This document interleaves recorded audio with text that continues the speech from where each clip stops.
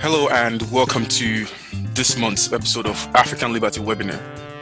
Our discussion this week will center around key economic and humanitarian issues facing the continent as a result of the 2019 coronavirus disease outbreak, or COVID-19. There are now over 135,000 confirmed COVID cases across Africa, with close to 4,000 deaths and 56,000 recovery cases. Amidst this, the World Bank has estimated that Africa's economic growth could shrink from the 2.4% in 2019 to about minus 5.1% in 2020, which of course could cause the continent its first recession in about 25 years. Well, to help us understand these challenges and how Africa could be reopened again, Louw, founder and executive director of South Africa's Free Market Foundation, Magatte, Wade, director of the Center for African Prosperity at the Atlas Network, and Oluwamayowa Tijani, Nigerian journalist affiliated with the AFP News and the Cable Nigeria. Welcome, everybody. I mean, you're an entrepreneur and you've traveled across the continent and you've seen firsthand what people go through ordinarily without this kind of economic craziness. And just to bring this new reality into perspective, how would you think or help us understand the mindset of the ordinary small business owner in Africa amidst this lockdown, this restriction? What do you think is their fate? How could you define the economic reality? So it means that basically we do have a curfew. Right now the curfew is from 9 p.m. till 5 or 6 a.m. in the morning. And but just a week or so ago, President came on stage and said, well, we're reopening everything. Most are reopening. Everything is reopening. It's, for a lot of people, it felt almost as if, well, I guess you're on your own now. Bye. So, but we still have a curfew. And so as an entrepreneur, when you're dealing with a country, in my country, 95% of businesses are in the informal sector. So when you put the curfew on top of this, like right now, for example, I have some of my material that's stuck in Dakar, at the port of Dakar. Some of my ingredients that I need to make the products we make back home, it arrived in Dakar, but it's stuck in Dakar because there is no inter-region travel that's allowed. So we're in Dakar, but the product's in Dakar, but our manufacturing facility is in the Department of TS. So we can't. We have no access. So as I'm speaking to you right now, my facility is on hold because I put the workers, on a break. Obviously, everybody's being paid, but they're on a leave because it was just not safe at first until we tried to figure what was going on. But now, even if we wanted to start, we can't because we can't move around. So to me, I might say my biggest issue with this whole COVID thing as it relates to how most African nations are handling it, again, I will not try to talk necessarily about other countries, but in ours, we're a nation of 15, 16 million people, depending on who's counting. We have a little bit north of 3,000 cases, so far 42 deaths, and these are terrible. One death is always one death too many in my mind, but I don't think I'm in agreement with this blanket policy that, is saying everybody just lock down at home and do nothing. So I don't know. I just, I think people are still going about their activities anyway. But what I'm seeing happening in Senegal is everybody now is taking it upon themselves to observe, the ways to protect themselves. Like, lots of people are wearing masks and, just doing the stuff that we know can help. That's all I'm seeing right now. So, Leon, I was originally asking before we lost your connection there that your country, South Africa, has, of course, the highest number of confirmed COVID cases, about 30,000. And the call to reopen Africa is very much intensified across the country, and we can't just seem to understand why South Africans so keen to see their country reopened. And as a matter of fact, is the lockdown justified in any way? Yes, thanks for that. Let me immediately warn you that I'm a skeptic of the lockdown. I do not believe that there's any hard evidence that it will save a single life. And let me make the important point that a life is never lost or saved. A life is extended or shortened. Everyone dies, and the question is when. So the question to be asked is, what is the life expectancy impact of COVID if nothing is done? And what is the life expectancy effect of a lockdown and various other very strict measures? And the answer to that is actually surprisingly minimal. The lockdown has the effect so-called of flattening the curve, not really saving many lives, or more importantly, extending many lives, particularly since its impact is mainly on older people. Younger people, particularly in Africa, are scarcely affected.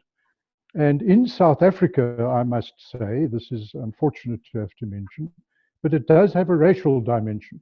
In South Africa, the average black person is much younger than the average white person. So the deaths and the infections are mostly older white South Africans with pre-existing conditions. And this lockdown is imposed on younger black South Africans who are scarcely at any risk whatsoever. And the impact for them is completely insane. You know, for example, to say to somebody they must stay home when they live in a tiny shack, 5 people right next to other people's shacks, or in smaller houses in low-income areas. So I see the lockdown and I see the measures being imposed, sadly for us in Africa, as bourgeois. These are bourgeois responses. They presume people have big homes and gardens and live in luxurious conditions. In South Africa, the big supermarkets have been free to carry on operating, but not the small independent shops or street vendors or tuck shops in what we call the locations or townships. Now, I want to make a big statement here. One of the very, very clear correlations in demography and economics is that life expectancy is very directly linked to GDP per capita. In other words, very important stat is that if people live longer, then if they have a higher life expectancy, they live longer.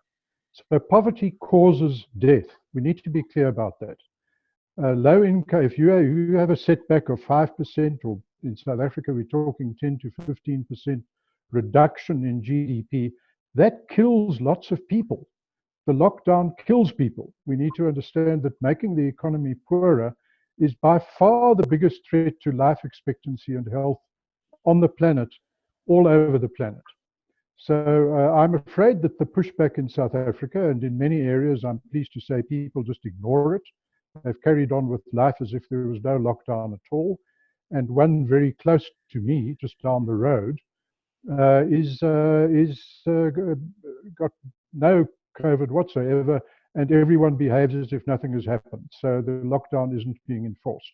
I'm pleased to say the local police are not enforcing it. They go around waving and greeting people. So it's erratic. In parts of South Africa, people are attacked and by the police and the army.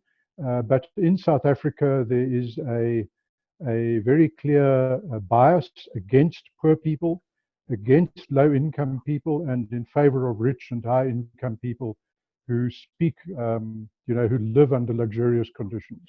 Magatte, I'm going to come back to you, but let's get the opinion of Oluwamayowa. Well, Mayowa, your president, my president too, announced on Friday that he will be, for the 100 or the 1,000th time, that will be giving out palliative or stimulus checks to SMEs.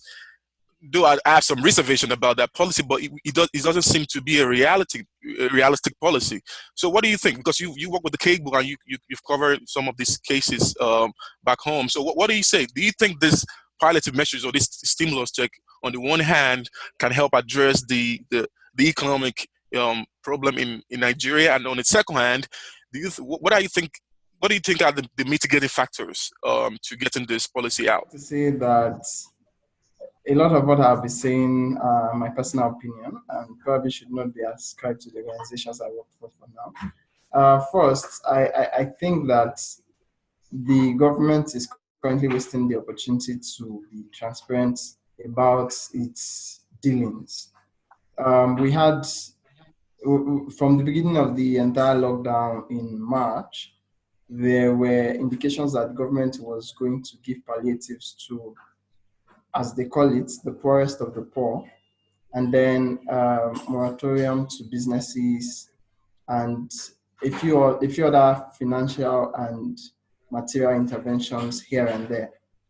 But with the situation we've seen across the states in question, we've not, the people have not come to a place where we are convinced that the government is doing enough as regards the distribution of palliatives.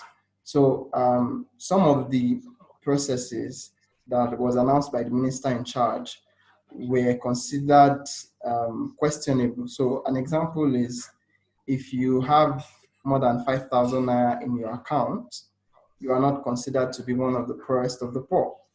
And this does not put into question the fact that the money, for example, in your account may not be yours. Another example is, if you recharge your phone with more than, I think, 200 naira, which is less than $1, within a space of a month, that you cannot be considered to be part of the poorest of the poor, which are some of the processes that people consider as flawed in the distribution of palliatives. Then, speaking about transparency, also in that state, a lot of persons have said that they only hear about palliatives and distribution and all that in the news, and it never really happens at the grassroots, at the state level. And then we've also had the situation where some state governors said the palliatives that were sent to them in terms of food items were not good for consumption. So, example, the Oyo state government said at a point that the bags of rice that were sent to them had spoiled and could not be consumed by the people, so they do not consider it as good enough palliatives for their people. So there's a lot that is going on around there. And, like it's often said, that never let a good crisis go to waste. I feel like this coronavirus crisis is an opportunity for government to reaffirm its presence in the lives of the citizens. So this is a time of crisis. What is government doing to help and support the people, the businesses? And so, with people not seeing the actual effect of government in their daily lives in a time like this, basically, the lack of trust in government is only going to increase in the coming days. So I feel like it's an opportunity that has been handled inappropriately, but I still reckon that there's still enough time for government to make some amendments here and there. See, I don't think Magatte seemed to agree with the idea of palliative, do you? I mean, Senegal is a country of about 16 million people, and a lot of people in that country, of course, live below the poverty line. And of course, as you said, the majority are in the informal economy. So why do you not agree with the idea of, stimulus check or this so-called palliative measures, Magatte? Talking about having 5,000 naira in your account. For us, again, remember, between 90 to 95% of your businesses are in the informal sector, which means we don't know these people. We don't know them. We don't know them. So when the government is sitting there and saying, "Oh, we're going to give X, billions of SEFAs to, businesses to help," first of all, even if I agreed with that, how do I get to those people? So once again, we know that the money is probably going to end up with probably a remaining minority businesses that are formal. So, but for me, I really want to move, and excuse me if I'm moving this conversation to something that I think, to me, is more of the mid to long-term solution. What I'm really worried about is, yes, COVID hit. Yes, it is a sanitary, crisis and all that stuff. Don't take me wrong. I've seen people die from it. So I am under no circumstances saying that it doesn't exist or anything like that. But the fact that Africans today, all over the continent, we're about COVID. How many people do we have dying of malaria, every single day back home? I don't see the West stopping everything because we have to fix this right away. No, I don't. So I'm actually very annoyed that us Africans are taking, when you look at the numbers, yes, the numbers affected on the continent, but compared to the rest of the world, as a matter of fact, I think they're still talking about it. Why didn't it hit Africa as bad as the rest of the world? Why? So the truth is, our reality is very different from the reality of the Western countries. Yet I see us taking all of their measures as a blanket, like policy to follow at all costs. I feel that these discussions are right now becoming, so this whole COVID thing, I'm just worried that it's gonna, instead of once again talking about what we should have been talking about for the past 60 years, we haven't fixed something for the past 60 years. And today, all of a sudden, COVID is the new scapegoat. We have never sat down and think about how can we make sure that we don't end up with 90% of our businesses in the informal sector. Why are we in the informal sector? And why have we not made sure that we have grown a really solid, vibrant, and sustainable private sector made of indigenous entrepreneurs? What happened to all of that? So my worry with the COVID thing, on top of everything else, is that I'm seeing on so many African, I'm sure you guys belong to African networks as well, online on social media and everything. But what I'm very worried about is, once again, so many Africans around the continent going for the same rhetoric that I'm hearing in the West. For example, this idea that stopping, trying to reopen is associated to dirty capitalists. It's all about money, money, money. But we don't understand that people are the economy, and the economy is people. It's just, that's how it works.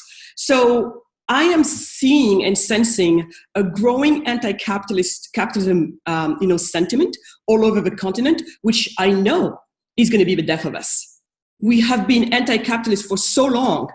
And right now, what I'm seeing is people going even more for that idea. They're listening to what some of the people in the West are saying. Like, I see some of my friends, very well-intentioned friends on the left here, for example, in the US, and it's all about, see, this is a result of capitalism. Why don't we have all the doctors are not treated properly, the nurses not treated properly? It's because greed, which is capitalism. We need to nix the whole thing. And us in Africa, we're just repeating like everybody else. Yeah, this is bad. So I am not happy about the anti-capitalism sentiment that's building up right now in the name of COVID in Africa. I really think it's about time for us to look at which each one of our countries needs to start looking at its own pluses, its own minuses, and then they might be very different from the next country, and even more from a country thousands of miles away in the West. And we need to start addressing our real problems. And so for me, I don't want COVID to be too much of a distraction for us. We've had the same issues for the past 60 years. Since after the independences, we have never managed to make sure that our people are living in prosperity.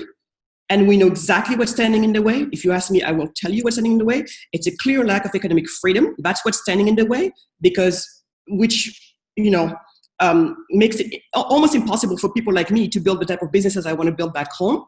That's what I want for us to talk about. And so if anybody wants to talk about COVID today, I really would like for them to also pay attention to this part of the equation. And so we should not lose ourselves in, debates that are really should not really be our debates, because we have not been affected as much by it, but by the way other countries have been. And we still have problems we still don't talk about. And that's a problem for me. So if you go to your constituencies today and then you hand out money, food, and whatever, you, in quotes, buy a certain group of people to believe that you are doing good for them. While in the real sense, there are bigger problems that you are shying away from. The problem, okay, I also think that this opportunity should also be taken to reinforce or strengthen healthcare systems across Africa. In the past, especially for a place like Nigeria, less than 10% of annual budgets have been dedicated to health. And so in a time like this, where there is so much pressure on the health system, the system is caving in, and we are not getting the kind of healthcare that we really need.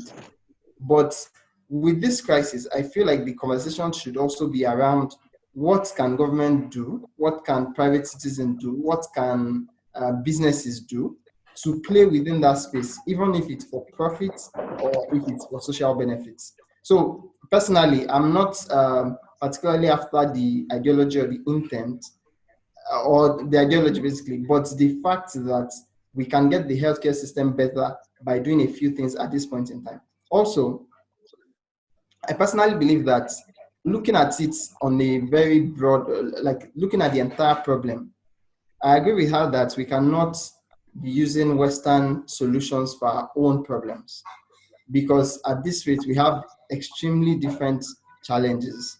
The healthcare system we have is different from the ones they have. The solutions that we can run to cannot necessarily be what they are running to. So if they are, personally in Nigeria, for example, there's been a lot of security challenges as a result of the lockdown, because a large population of people are daily wagers. If they don't go to work today, there's nothing to eat tomorrow. And when they have nothing to eat, they get on the street, they burgle houses, and then we are seeing an increase in violence as a result of the lockdown. So in that sense, we will not say, okay, because the West is locking down the whole country to stop the spread of the virus, we too will do that. Because at the end of the day, we find that the death rate in Nigeria is about 3%. Within the first 2 weeks of the lockdown, the security forces enforcing the lockdown killed more people than the virus itself did. So it showed that the lockdown was not a solution to stopping the death of citizens. So we really need to look at it, not just, of course, we can't take blanket solutions from the West and apply it in a country like Nigeria. We have to look at the layers of our own context, and then we apply whatever we think can work while we seek unconventional, context-specific solutions. But okay. So what I want to say there is, I agree with Mayowa, but the opportunity that I see is the opportunity to finally maybe try and have a conversation with our contemporaries. Again, 60 years ago, a decision, a rather similar decision, was made all over sub-Saharan Africa, more or less. Around 60 years ago, around the independences, I'm not even sure where it's really happening, around the independences, a lot of African nations sided with an ideology that got us to where we are today, 60 years later. So to me, the opportunity that I see with, so what was that ideology? It was African nations saying, we absolutely despise this latest episode we were into, which was colonialism, before that slavery. We absolutely despise that, and who could blame them?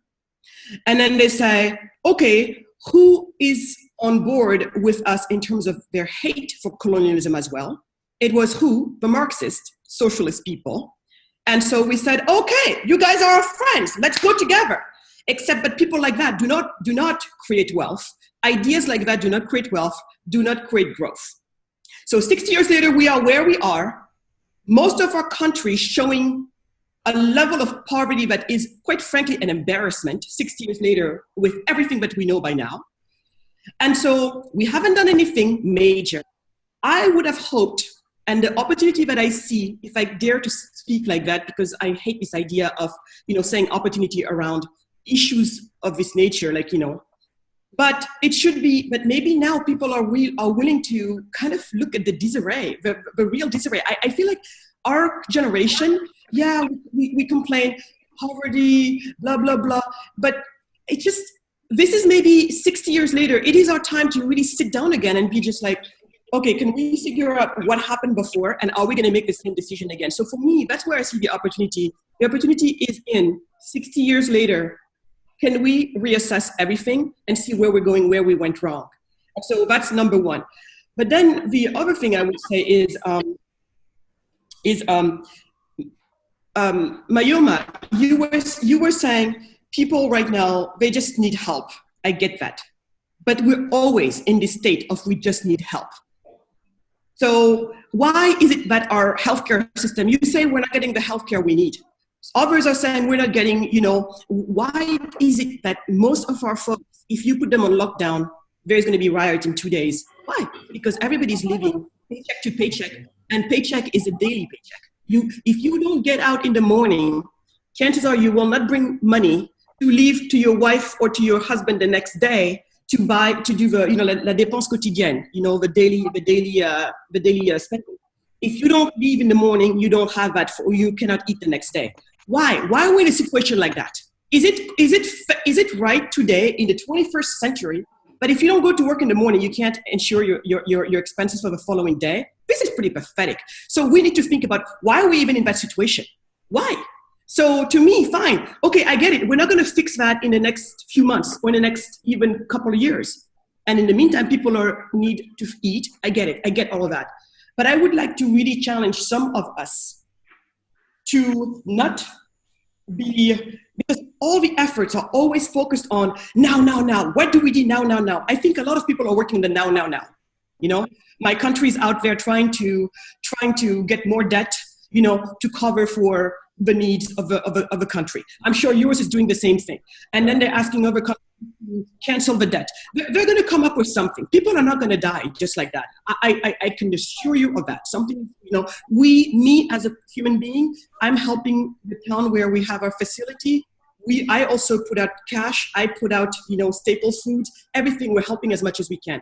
Everybody all over the continent, it doesn't matter how much or how little they have. Everybody is ponying up, and we're gonna survive. We will survive. But in the meantime, I really think it is up to people like us around this room to really think about a little bit more midterm and long term. Because unless and until we do that, the next crisis, and there is going to be a next crisis. Trust me on that one. We are still going to be here, only with our eyes to cry, as the French would say. So this is, to me, that's what it is all about. So I just see so many folks, once again, we spend all of this time, all the energy is spent on the now. Yes, the now needs to be taken care of, but some of us need to start thinking about what is going to be the midterm, long term, so that when the next crisis hits, we're not sitting there and being like, oh, we don't have healthcare. If people don't, if people only have money for a day, we should be beyond this. Yeah. So I totally Mayowa, you know what? I'm going to give you a chance to, sorry about that. I'm going to give you a chance to defend that, but I really want to get Leon's opinion on this. I promise you, I'm going to come back to you. So Leon, if you can hear us, we've published a few of your experts article on our website in the last 2 weeks. And some of the responses we got on our social media is about why are your experts or your organization specifically sort of, quote unquote, putting economic prosperity before human lives. I mean, that's incorrect, but I still want to get your opinion on that. Leon, can you hear us? Okay, I think we lost Leon again, but okay, I think Mayowa, you can defend your point now.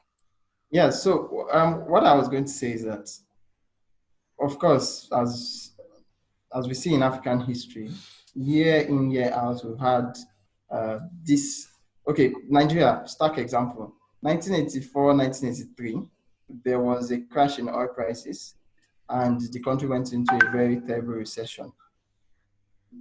Fast forward to 2016, there was also another crash in oil prices, and the country went into a recession. Now we're in 2020. Aside the coronavirus, of course, as a result of the coronavirus, there is a crash in oil prices, and we are heading into a recession. So the picture is somewhat clear. The commodity-driven African countries, at least those ones I can speak for, do not think about a world without those commodities. So if what we saw 40, 30 years ago is repeated itself like 5 years ago, and it's repeating itself now, and the experience is still the same, then we know that we basically do not learn anything from the past. So that's one thing to fix. Now, in a country like Nigeria, which of course I understand a lot more, if we say we have over 80 million people living in extreme poverty, this affects education, this affects nutrition, this affects creativity and mental capacity, this affects the income of the country. So if we say we want to begin to fix that problem, one of the, I think it was a Kenyan entrepreneur who said that Africa cannot entrepreneur her way out of problems. We can say that businesses should do this. People who believe in capitalist ideas should do this as a business, do this as this, and do that. But one of the ways that we would fix a country as big as Nigeria is if there actually is if there's a presence of mind within the political space that allows for changes, radical changes that make sure that we create wealth, like you said. Because for now, what I see and what happens generally is that we perpetuate this culture so that a certain privileged number of people are in a position to continue to be well off, while a lot more people are just lost in the abyss of poverty and illiteracy. So, speaking about unemployment across Africa, as far back as 2018, it was said that Africa needs to create as much as 50,000 jobs almost every month to be able to keep up with what is coming in the future. And of course, this was before COVID. Now with COVID, a lot of jobs have been wiped off the whole space. And with that, we need to start thinking of what to do, not just as entrepreneurs, not just as businesses, to fix this space. We need some, like I said, presence of mind within, I say this all the time, that what an NGO, at least I've seen examples in Nigeria, what an NGO in Nigeria would do in 25 years, the Nigerian president, with all the powers he has, would do it in 25 seconds.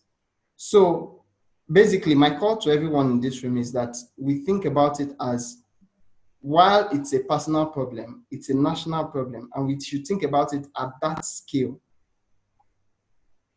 Ibrahim, if you don't mind, I know that Leon doesn't have to speak, but I'm sorry, but I have to address so many things with what I heard here. Magatte, sorry, can just 1 second, please. Can we get Leon to just answer that question? Then we're going to come back to you, definitely. Leon, are you able to hear us this time? Because I see we keep losing you. Yes, I've now connected through my computer. I hope it's working. Can you hear me now? Yes, perfectly. We can hear you perfectly. So the question I was asking you is that we've had a couple of, comments on our social media questioning your organization's supposedly defense of the market over human life, which I definitely know that's not what your organization intent is, but they're just questioning the articles by experts. So how will you defend these from the position of the Free Market Foundation, that at the same time that you are encouraging the government to reopen the economy, you are equally conscious of, the human condition? Leon. Yes, Ibrahim, and let me just say, Magatte, also what her comments just certainly resonated with me, so let me endorse them. But anyone who says that, of course, just has no idea what they're talking about. And I did see those vitriolic comments at the beginning. Frankly, I didn't mind them because I think people discredit themselves. But we in the Free Market Foundation, 50 years old, we're the oldest think tank in Africa. We have been working all our time in the lower income communities. That's with whom we associate. And our interest is not even the small and informal businesses who are our partners. We've issued, if you look on our website, joint statements with the South African informal and small business organizations. We have been and continue to be their closest friends and allies and the people who propagate their interests. And so anyone who says that simply has no idea what we do and has an agenda. So you need to be suspicious of that agenda. Our interest is not even the small business. Our interest is consumers, ordinary people. We are concerned with the rights of consumers, the rights of ordinary people, and they are the ones that are being violated here. The rights of people to decide, for example, move around, associate. Now the question is, what is the right response to the pandemic? And your question was, do we not care about human life? Now, let's just understand something very clearly here. Africa has the shortest life, sub-Saharan, or what used to be called Black Africa, has the shortest life expectancy on average in the world. Why? Because it is the poorest place on average in the world. Life expectancy, how long people live, is determined by how wealthy they are. And how wealthy they are is determined by the economic system. And some of us in this program are associated with the Economic Freedom of the World Index, for example. And that tells you very simply that if you have a freer economy, you are wealthier. And if you are wealthier, you live longer. So anything that harms the economy kills people. We mustn't be polite about that. We must be blunt about it. We must make it clear that people who do not want pro-market policies, who do not want prosperity, who call it capitalism, if you like. I don't use the word myself. I talk about liberty or economic freedom. Anyone opposed to that is in favor of death. They are in favor of a short life expectancy, because free market economies have high life expectancies, rich people have high life expectancies, and the best way, the healthiest thing you can do for people is to be prosperous. And there is one and only one way to be prosperous, and that is to liberalize the economy, reduce the role of government, free up the economy, as we know from Hong Kong and Mauritius and Rwanda and various African countries. And let me just give some good news. It is indeed true that Africa has been the continent that was colonized and impoverished. But it is no longer true that Africa is not prospering. It now is the highest growth region in the world. Why? Because more and more African countries are liberalizing, privatizing, democratizing, enforcing, not enforcing, honoring human rights, the rule of law, property rights. And as African countries move in the right direction, African countries are prospering. That's a good news. Now, this COVID lockdown is going to set us back forever. Just understand that if you have a contraction of 5 or 10 or 15%, you always operate off a base that is lower by 5 or 10 or 15%. In other words, you can't recover that. You can start growing again, but you're always growing off a lower base. So the best thing to do for Africa is not rocket science. It's quite simple. It's the same as the best thing to do for Britain or for America or for anywhere. If for human beings, all human beings prosper if they are free, regardless of who they are or where they are. There is only one formula only, and that is human liberty, which means free markets. That is what Africa is moving towards. Some of the members of this panel are in countries where the economic freedom index is rising, and those countries are being rewarded accordingly. This COVID lockdown policy is economic ruin and therefore health ruin. They must understand that it will kill much more people than COVID would have killed if nothing was done. Poverty is the big killer, not infections, not COVID. Other things like malaria, of course, are much bigger killers in Africa. TB, much bigger killers. These are real big killers. But COVID, at its worst, in Africa, would be a comparatively small risk to run, and to devastate our economies, which are fragile, finally growing because of this is completely unforgivable. Absolutely. I mean, this pandemic couldn't have come at a worse time for Africa. But I want to go really quick to Magatte now. So I know you definitely want to rebut as regards to what Mayowa said, but I just want you to be sort of more specific on policies and strategies for reopening now. I know you subscribe to the view of reopening Africa's economy, perhaps gradually, maybe sporadically, but I want to get your opinion as regards specific policies or strategies that you can advise governments or whomever is concerned as regards reopening Africa. I will get to that question, but I think it's very important, Ibrahim, that we address what I heard from Mayoma.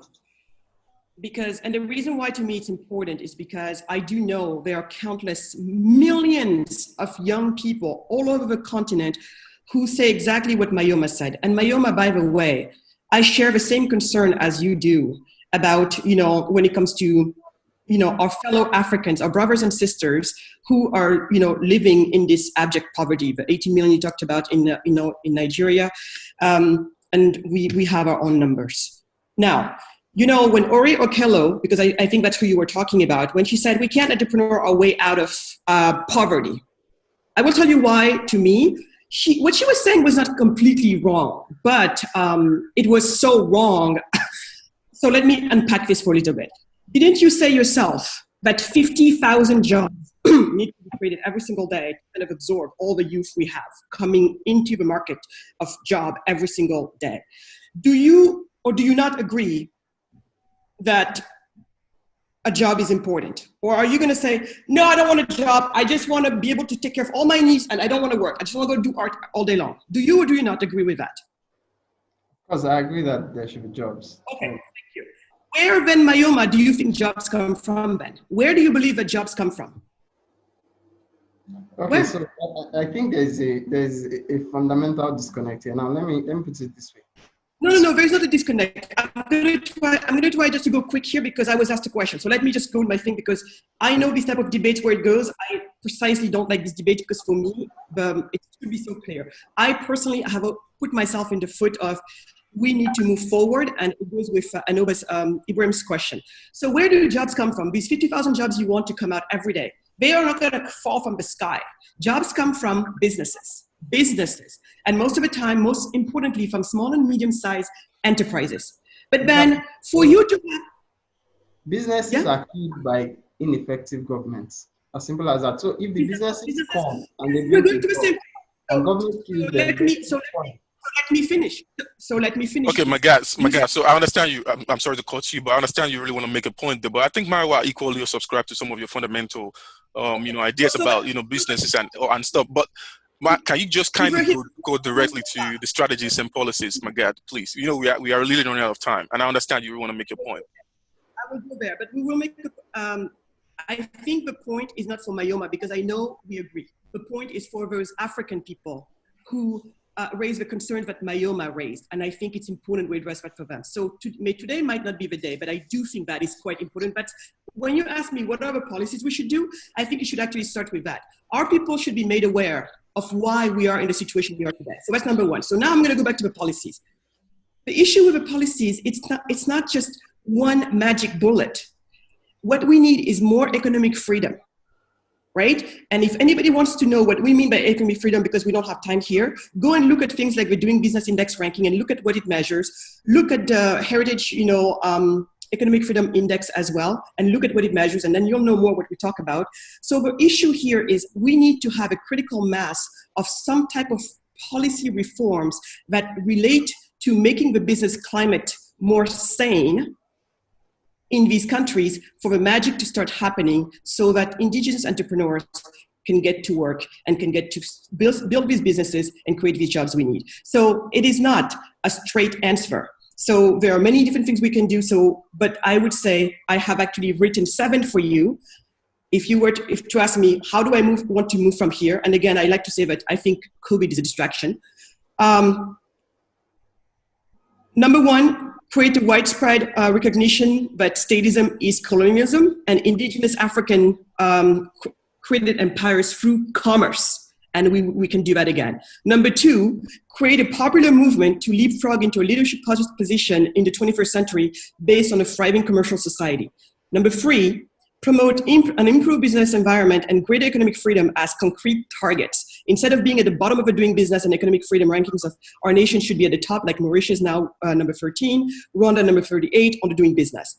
4, promote e-government and transparency to reduce opportunities for corruption. 5, promote special economic zones like startup cities and charter cities as zones with much greater economic freedom and higher quality rule of law. 6, promote popular campaigns that will actually target the stupid laws that stand in the way of building businesses in our countries. And last but not least, create some type of alliance, I like to call it the Cheetah Alliance, where we would be encouraging people all over the world to purchase African products, invest in African entrepreneurs, supporting an ecosystem of African businesses as a global, and make that a global popular movement. These are some of the things that and there are some very concrete steps to get to that. And so when going back to Ore Okello, we will not entrepreneur our way out of it.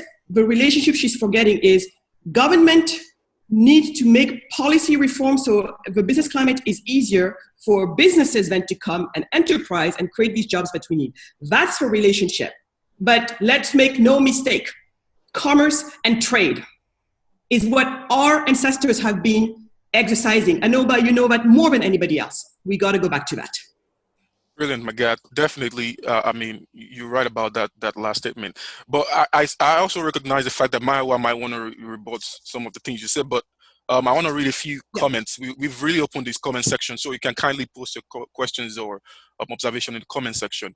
So before I go to Mayowa, I just want to read out the comment by Tijani Mafosa sent privately. He said the reason Africans die is because of poverty, so locking down can only increase that. Additionally, governments now have a taste of totalitarian power, and that sets a bad precedent. Those at risk are the aged and those with compromised immunity. Public health intervention could have been directed at protecting at-risk people on a voluntary basis. And of course, Moronge said Ori Okolo's statement was, we can't entrepreneur ourselves out of bad governance.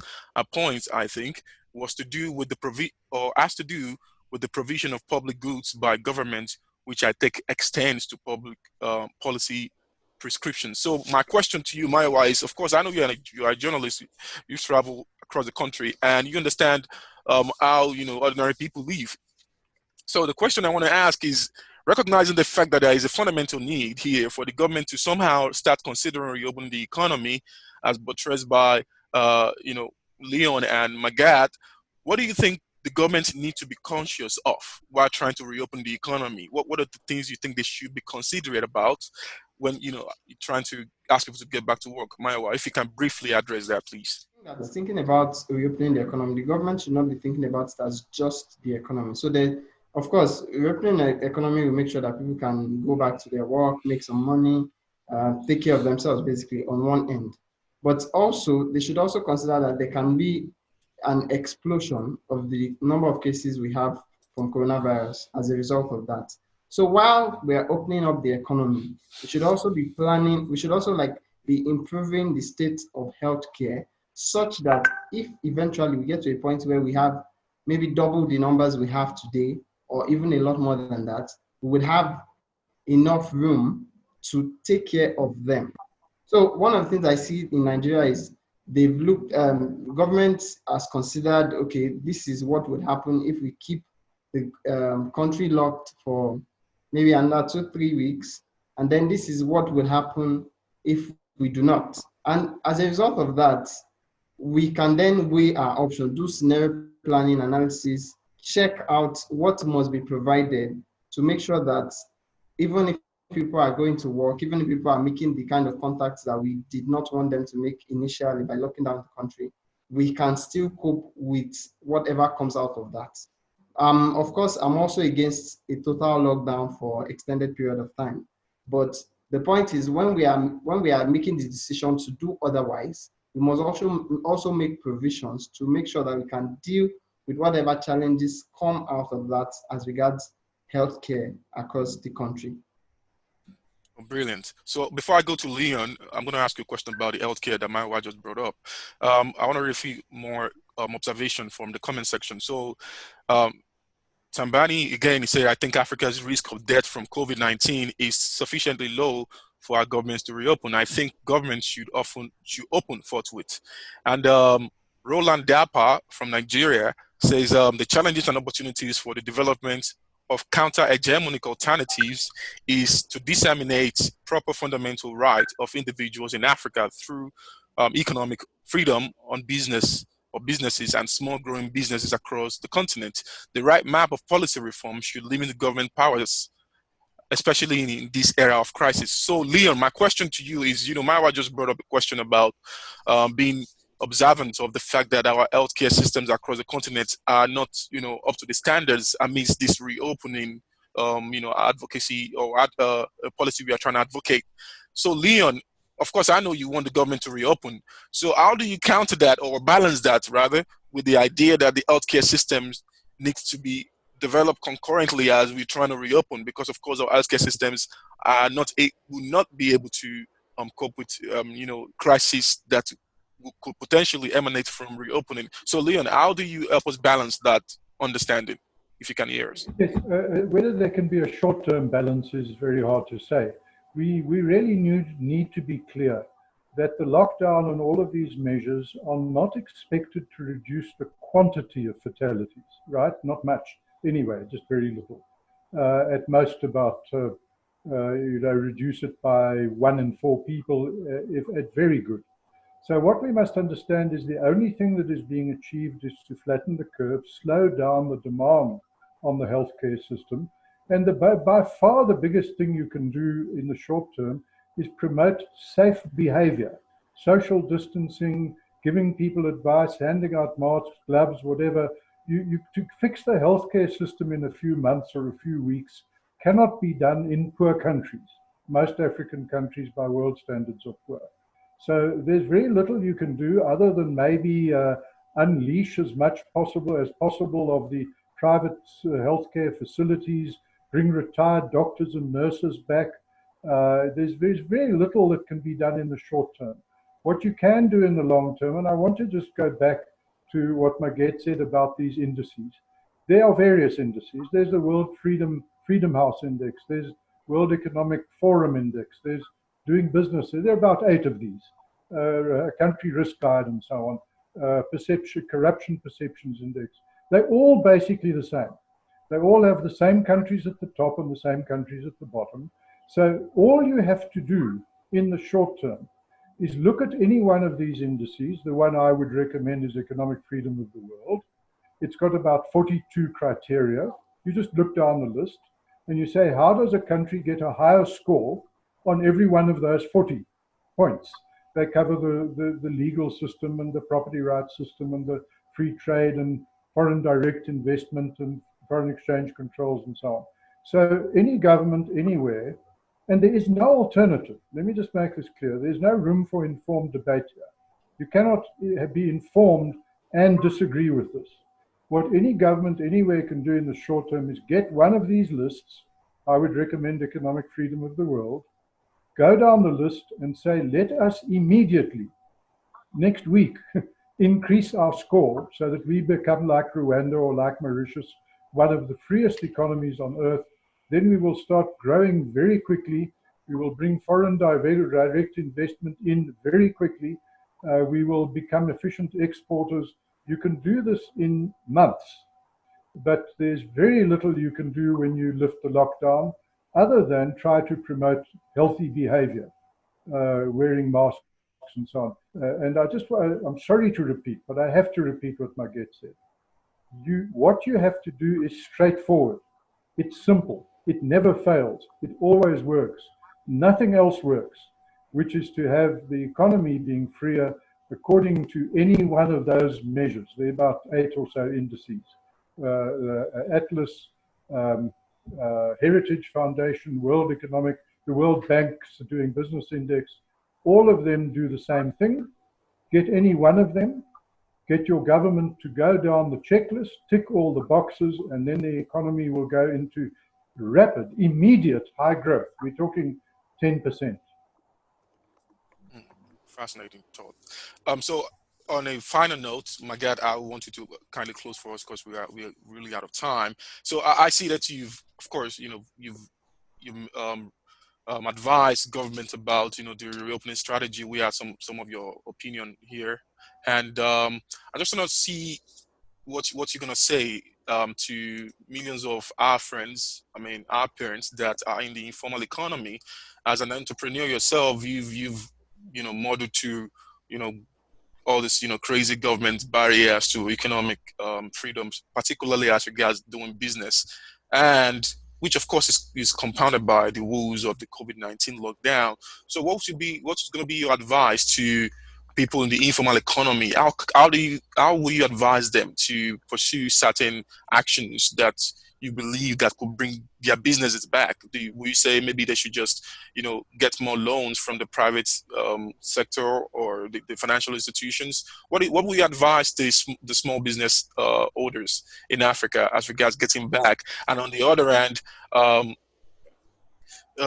what will you say is the financial future or the economic future of Africa when all this frenzy goes down? Magatte. So 3 things. Number 1 is we're all around this room asking about end of lockdown, no end of lockdown. I don't know for your respective countries, but I can tell you that about my country, if a lockdown continues, health or no health, there are going to be riots. There are going to be violence. And I'm not sure I want that. So for me, the question is clear there. Let's kill the lockdown and reopen, observing all the measures that, Leon talked about, and may God help us all, okay? So that's number one. Number two, when you're asking me what do I recommend to my fellow, entrepreneurs in the informal sector back home, I won't have a pretension to sit here and tell them what to do. That's what I love about the market. As an entrepreneur, you are very good at, weighing your pluses and minuses and making decisions. But the only advice I would give them is they have to be articulate about the issues and the obstacles on their way as entrepreneurs. They have to be articulate as to the reason why they made the decision not to go into the formal sector. There are reasons. They're all related to what we've been talking about when it comes to these indexes. They need to be articulate about that. And I'm not seeing them articulate about that. We need to put pressure. And the pressure should not just be about, we need access to financing. Yeah, that's all good. But you have access to financing, and because of some stupid tariffs, your numbers still don't add up, you're still in trouble. So that's the only advice I would have for them. Know what's standing in your way, be articulate about it, and demand and ask for more economic freedom from your governments. So for these reforms to pass. And last but not least, I guess that was the question. I had 3 to give, but I kind of forgot about, did I not answer one of your questions? You said, the future of Africa. It's very simple. If we do nothing and we continue being so, if we do nothing about the economic freedom issue in a serious manner, 60 years from now, we're probably still talking about the same thing, but maybe by then we have new colonizers. That's just what's going to happen. So it's or we do something right now, or 60 years from now. I am very afraid, Ibrahim, Mayoma, that we are going to be living under a whole other type of colonization. We don't have to say names here, but follow my eyes. I think we can end on that note, and I will admonish us to continue the discussion on Twitter using the hashtag #ReopeningAfrica, and perhaps go to our website, and you can find a couple of articles and expert opinions as regard reopening and the implication of the lockdown on our website, africanliberty.org. And on that note, I will bring the webinar to a close. Thank you so much for joining us, everybody, and particularly to Oluwamayowa Tijani of the AFP and the Cable News, and Magatte, the always fiery Magatte of the Atlas Network, and our mentor and father in the freedom movement in South Africa, Louw. So thank you, everybody, for joining us, and we will see you next week.